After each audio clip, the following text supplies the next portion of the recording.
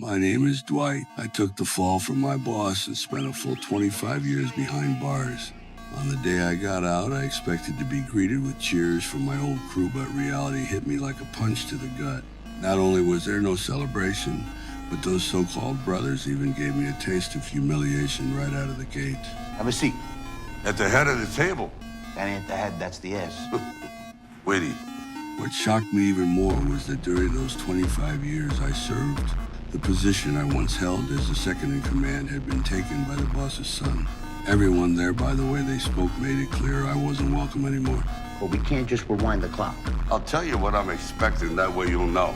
I'm expecting after doing 25 years to save your father's ass for murder, to save your ass, I'm expecting some form of adequate compensation. Why do you think we're not gonna take care of you? Are you? Tulsa. They dressed it up in polite words, but I knew exactly what it was. Exile in disguise. After giving up 25 years of my life for the boss, how could I accept that? Before I could even push back. What? There's nothing left for you here. I'm sorry, but time just doesn't stop because you fucking went away. That comment left the whole room silent. Back in the day, if anyone had dared speak to me like that, I'd have carved them into pieces and dumped them in the nearest sewer. But prison life had worn down my sharp edges. I knew lashing out wouldn't change a thing, so I swallowed my rage and tried to reason with the boss, reminding him of everything I'd done. You remember my wife, Marie? She divorced me when I went inside. And my daughter, Tina, I haven't talked to her in 18 years. She hates me. Now you got the balls to tell me that after everything I've been through, after everything I've lost, after everything I've done for this family, your family, fuck, there's nothing left for me! Hey! You don't understand how this fucking works. They told you where the fuck to go. That's it. I don't understand this, and I made my bones when you were in fucking diapers. Well, now you're wearing diapers. Boom. I couldn't believe these upstart punks now dared to treat me, a veteran, with such disrespect. Furious and fed up, I walked right past the kid I'd knocked out cold and left without looking back. I flew out to Tulsa. At the airport, a black cab driver greeted me with a warm smile. He seemed genuine, so I struck up a conversation with him during the ride. He told me about a nearby pharmacy near the gas station, legit on the surface, but secretly pushing illegal goods. Even better, no gang was controlling that turf. That caught my interest. I figured it could make a great starting point for building my own base of operations. I walked into the pharmacy and told the guy behind the counter exactly what I was there for, but the kid clearly didn't get the message. So I turned toward the idle security guard by the door and loudly demanded that their boss, Bodie, come out of the back office. Get Bodie.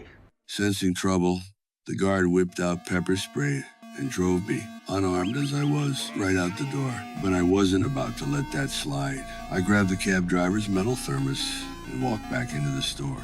Anybody got the time? All right, listen, mister, I told you. Oh, my God! Okay, what the fuck, Clint? You must be Bodie.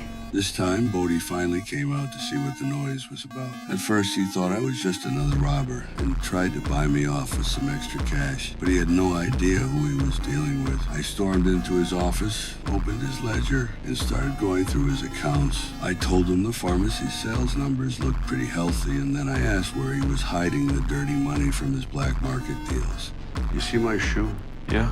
I'm gonna take the heel and stomp it very hard on the top of your left foot, breaking at least 3 or 4 metatarsals. It's excruciating. I don't want to do it. So let me ask you again. Seeing I wasn't someone to mess with, Bodie reluctantly opened his safe. Jackpot. $500,000 in cash, all from under the table operations. Right then and there, I made it clear I'd be taking 20% from now on, every week. Call it a protection fee. Then I grabbed a fistful of cash and told him we were now business partners. After a bit of friendly negotiation, we came to an agreement. With my first batch of startup capital in hand, I was feeling generous. I gave the cab driver a wad of cash and told him to buy me a car that looked just like the one on the poster. I also offered him a weekly paycheck, $2,000 a week, to be my personal driver. My gangster. I thought everything was finally on track. But the next day, the car he showed up with was a total wreck. I asked what happened, and he told me the car dealer had refused to sell him a decent car just because he was black. That made my blood boil. I decided it was time I visited that dealership myself and gave that racist bastard a lesson he wouldn't forget.